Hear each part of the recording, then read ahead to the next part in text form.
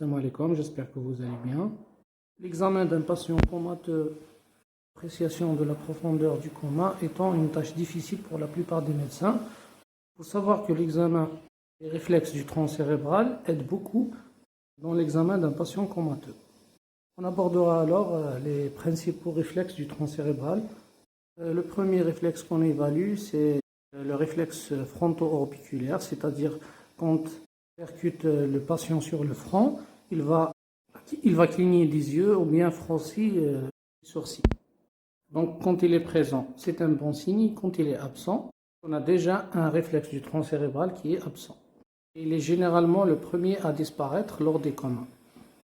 Le deuxième réflexe, c'est le réflexe photomoteur, c'est-à-dire quand on applique lumière sur les pupilles, ils vont se contracter, ils vont diminuer du diamètre. Quand on applique une lumière et que la pupille ne se contracte pas, on parle réflexe photomoteur aboli.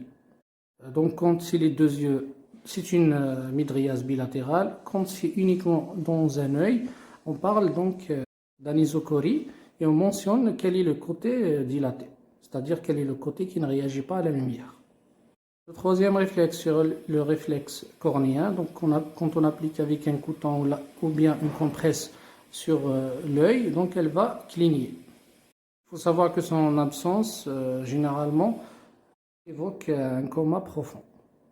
Puis, on a le réflexe céphalogire horizontal, c'est-à-dire, donc comme vous voyez, c'est-à-dire quand on tourne la tête du patient vers la droite, lui il regarde vers la gauche.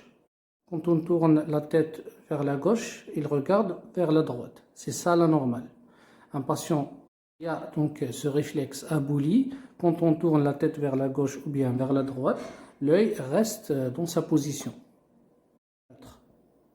On a donc aussi le réflexe oculocéphalogire vertical, c'est-à-dire quand on fait baisser la tête, donc les yeux regardent vers le haut, et quand on fait monter la tête, les yeux regardent vers le bas.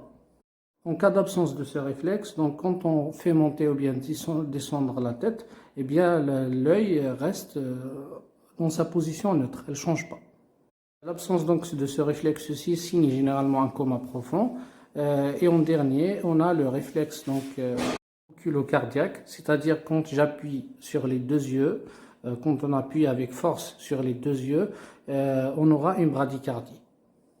Il faut faire attention s'il y a un traumatisme oculaire ou bien si le patient porte des lentilles. Il ne faut pas l'utiliser dans ce cas-là. Donc l'absence de bradycardie à l'appui des yeux signe un coma très profond généralement. Il faut savoir aussi que la respiration, le déclenchement de la respiration, c'est un réflexe du tronc, et aussi la toux. Quand le patient, par exemple un patient intubé, quand on le stimule avec une aspiration ou quand on bouge une sonde d'intubation et qu'il ne tousse pas, ça signe l'absence de réflexe du tout et ça signe généralement un coma profond.